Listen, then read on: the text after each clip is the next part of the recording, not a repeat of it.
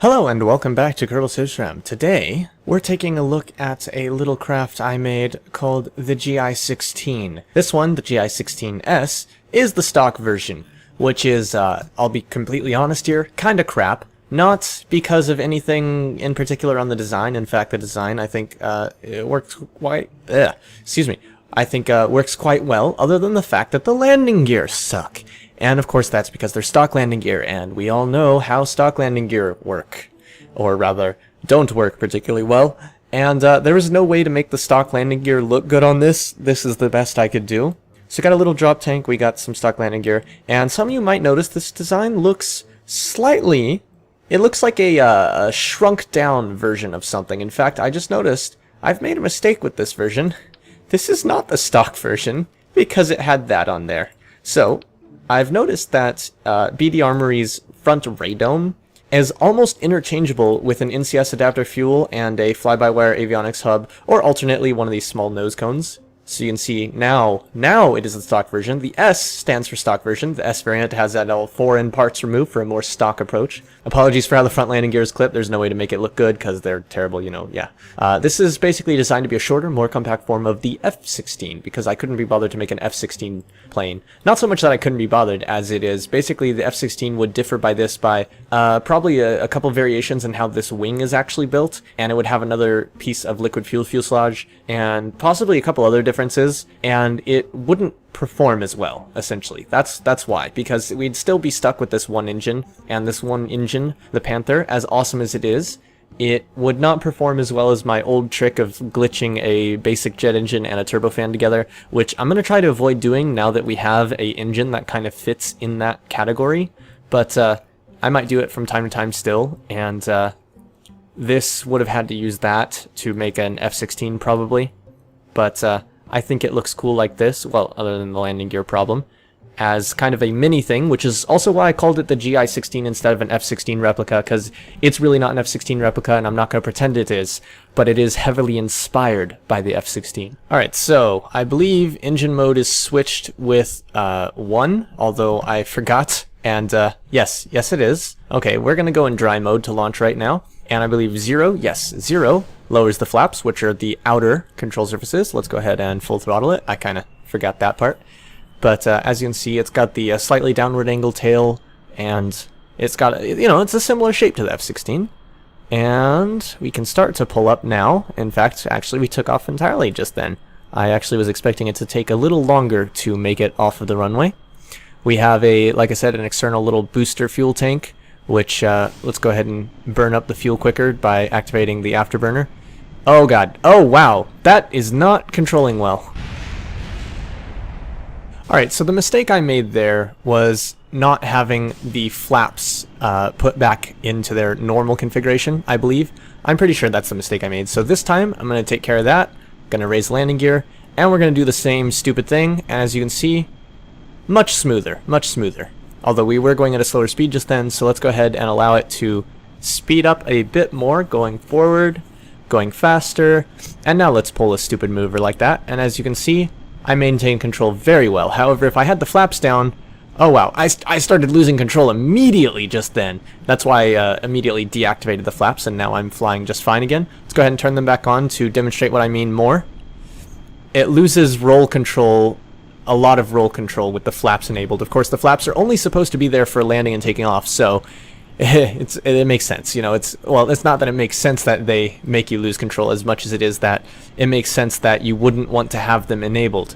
Also, the F-16, which this is heavily inspired by, remember, it has air brakes. Hold on, I'm looking at something real fast. I wanted to see how the aerodynamics perform in this configuration, because I wasn't sure if I made a mistake with this part. But, as you can see, I have air brakes. Let's go ahead and, whoops, wrong button. Well, I didn't need that anymore.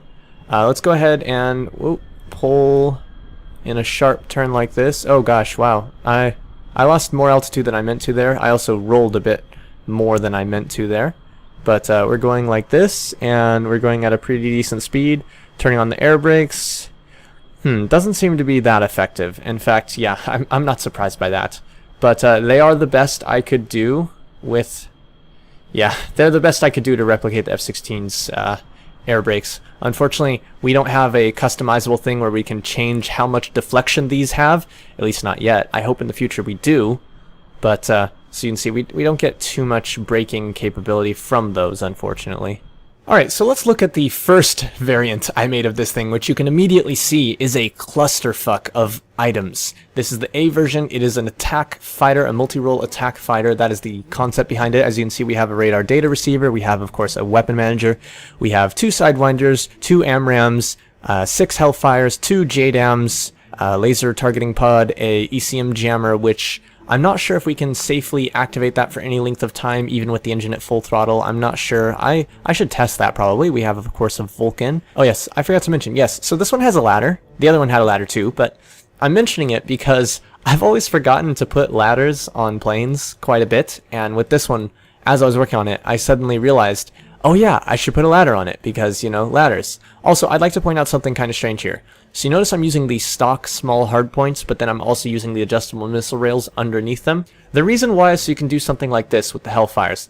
See, these adjustable missile rails have attachment points for you to put multiple things on the same missile rail so that you can do clusters like this. And so I want you to have that capability, so I made adjustable missile rails at the bottom of all of these. As you can see, we are also using adjustable landing gear on this version, and the other 2 variants that I will show you after this one, so that the landing gear doesn't suck as much. Unfortunately, we still have to clip it into the intake right there a little bit, but I think it looks alright despite that. I think it still looks good.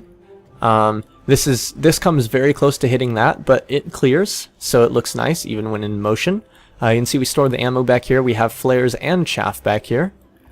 And there you go. Let's give this one a fly. Oh yeah, I wanted to briefly explain why the flaps on this version aren't down automatically like they are on the FA18 improved version that I made for 1.0.5.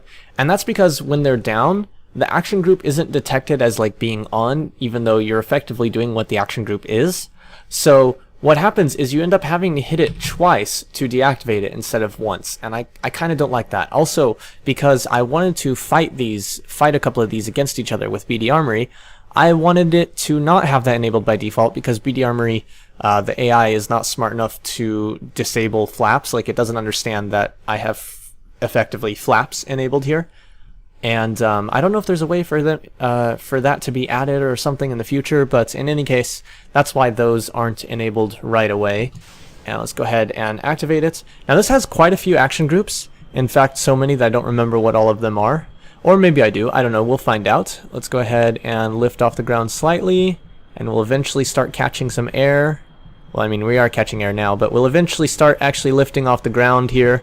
Need to gain a little more speed, and there you go. We're in the air. And pull the landing gear in, which are pretty accurately placed for an F-16. The original version of this, before I finished it, actually had the front landing gear up here in front, but then I looked at a picture and I'm like, nah, that should be under the intake. I'm going to make this more like an F-16, even though the length is wrong and it's not really going to be an F-16. That's what I'm going to do. 2 fires a weapon. Of course, I don't have one selected. Now I do have one selected, so there goes a Hellfire. Of course, it's not aiming at anything because I don't have the laser targeter enabled, but whatever, I don't care. Let's go ahead and open up the resources, modules, let's turn on the ECM jammer, and as you can see, at full afterburner, I do actually have a slow drain of electric charge instead of losing it immediately. So the ECM jammer can be turned on for up to, I'd say, maybe a minute at a time. It looks like I'm, well, when I'm doing a hard maneuver like this, it looks like I'm, oh, I forgot to disable, remember how I was saying having those flaps on makes your turns more difficult? Yeah. In fact, I think I have the reaction wheel enabled, which I shouldn't really. But oh well, whatever. I don't care. But as you can see, we still have the ECM jammer enabled, so actually the ECM jammer can last an alright amount of time. And then of course, once you turn it off, the power is regenerated quite quickly. Fortunately, due to the engine with the afterburner. And of course, you're probably going to want to have the afterburner on during combat maneuvers. Not necessarily, but probably. So let's see. I believe we still have a weapon selected. Yes, we do. The Hellfires. Let's go ahead and fire the rest of them off. As you can see, the performance on this plane isn't nearly as good when it's loaded with a bunch of weaponry. But, I mean, to be honest, what would you expect? Let's go ahead and aim 9s. Let's fire both of those. And then we now have the JDAM selected, so let's drop those. Of course, we aren't target locking anything, so whatever. Oh, yes, let's go back to the 120s, fire those. And then now we're on the Vulcan, which, as you can see, is, again, that's accurately placed for an F-16. This is basically an F-16, except shortened instead of as long as an F-16 actually should be. And I forget exactly how much that I said. We still haven't used all of our bonus little fuel tank, which is pretty cool, because I've been flying this for not very long, but long enough to where I would have thought I would have ran out.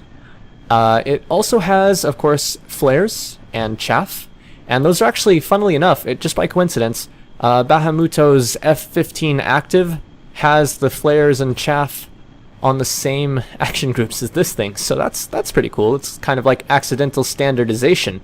I don't remember what 9 does, but I think it does something. No? 8? 8 decouples all the pylons. So if you want to get rid of them for emergency purposes or to make everything on fire, then there you go.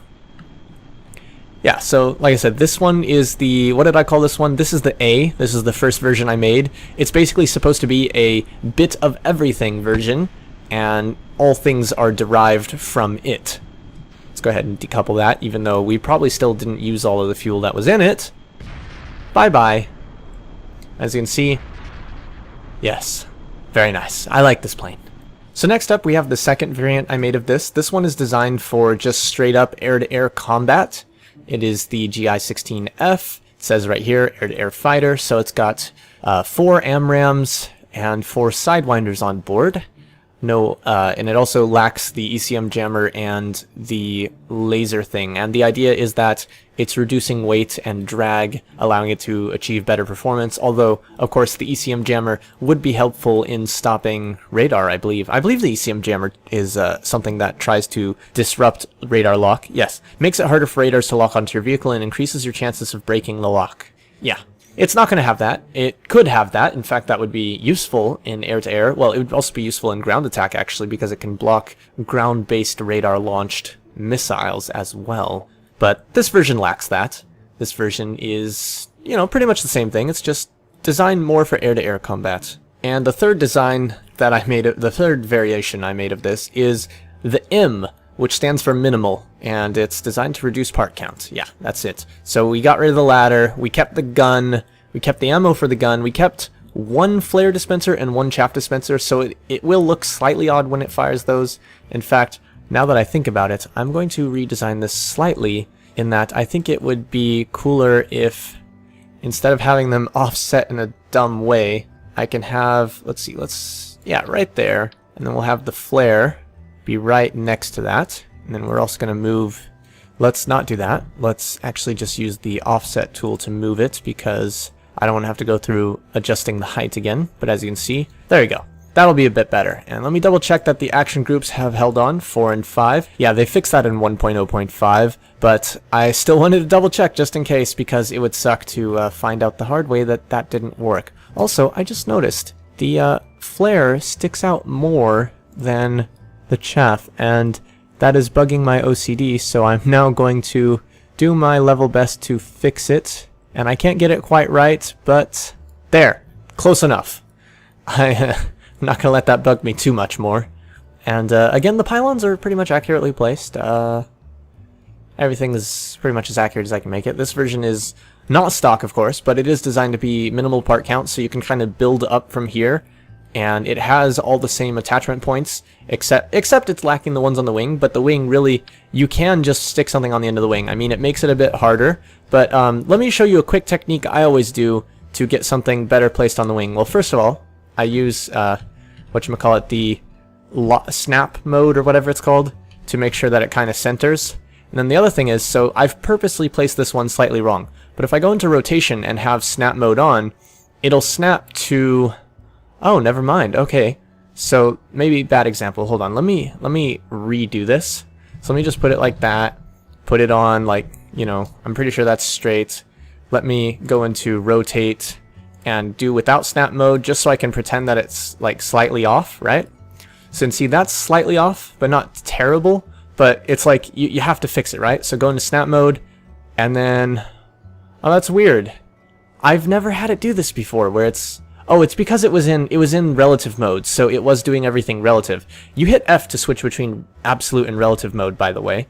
But now that I'm in absolute mode, you can see that it wants to snap to absolute coordinates, so now we have a perfectly placed Hellfire on the wingtip. Of course, a Sidewinder makes more sense on the wingtip, but there you go. That's how you can do that sort of thing.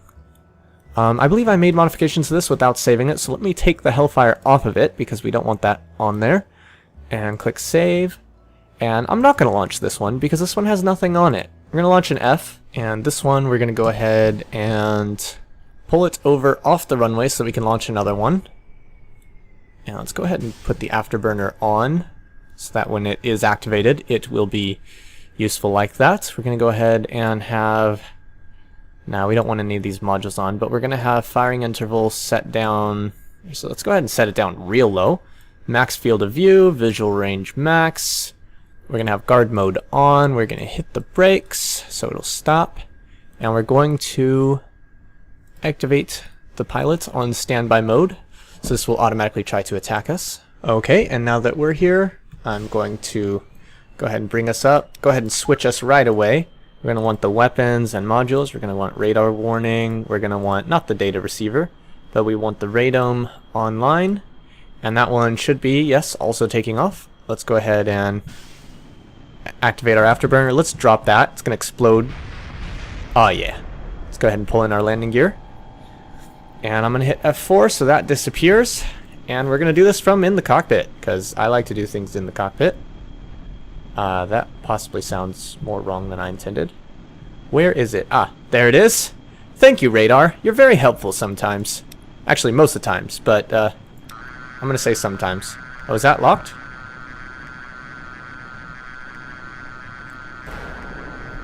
Oh, I thought for a moment it fired a missile.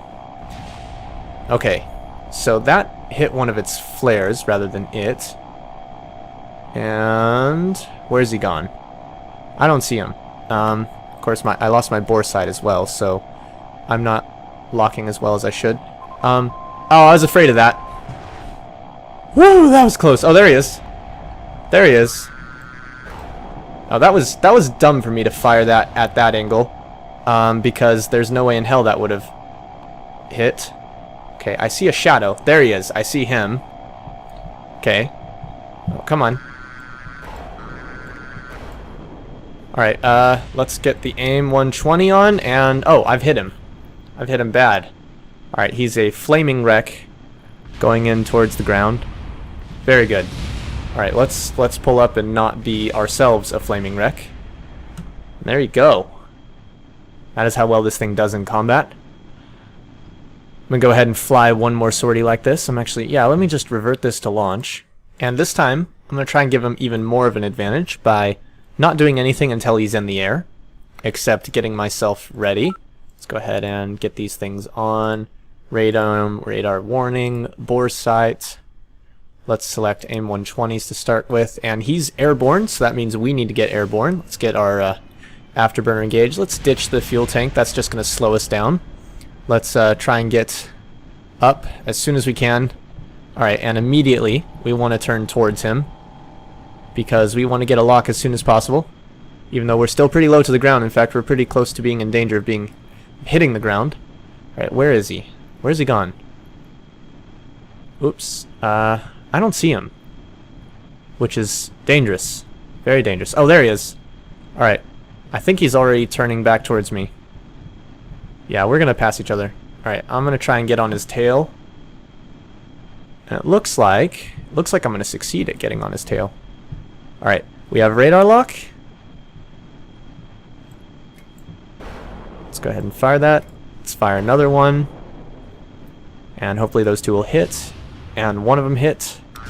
The other one hit. Looks like we're good. Gonna go ahead and slow down. And yeah, that's just the cockpit. There's a big section of wing there. Yeah, we've definitely lost him, or destroyed him rather.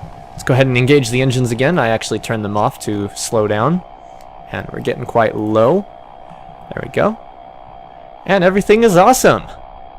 Let's do that again. Alright, this is going to be the last one for this episode thing. And thanks for watching, and as always, see you in space.